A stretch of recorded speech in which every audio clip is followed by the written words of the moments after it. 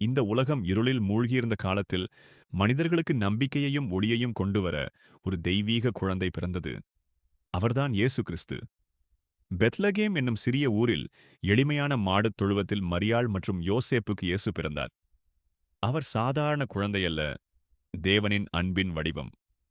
இயேசு வளர்ந்தபோது அவருடைய வார்த்தைகளில் அதிகாரம் இருந்தது. அவருடைய பார்வையில் கருணை இருந்தது.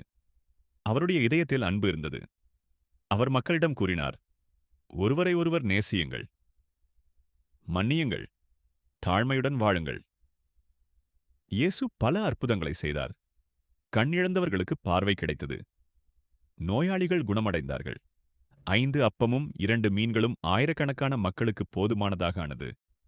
மக்கள் ஆச்சரியப்பட்டார்கள். அவரை பின்தொடர்ந்தார்கள். அவரை நம்பினார்கள். ஆனால் அன்பை சொல்லியவர் பகையை சந்தித்தார். உண்மையை சொன்னவர் தண்டனையை சந்தித்தார். இயேசு குற்றமற்றவராக இருந்தும் குருசில் அறையப்பட்டார்.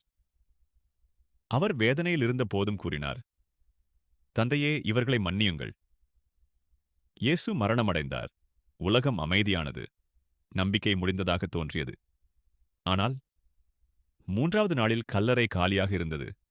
இயேசு உயிர்த்தெழுந்தார். மரணத்தை ஜெயித்தார். நம்பிக்கையை மீண்டும் கொடுத்தார். இன்றும் இயேசு கிறிஸ்து அன்பின் சின்னமாக, மன்னிப்பின் அடையாளமாக, நம்பிக்கையின் ஒளியாக உலகம் முழுவதும் வாழ்கிறார். அவர் கதை அல்ல, அவர் நம்பிக்கை. அவர் பெயர் இயேசு.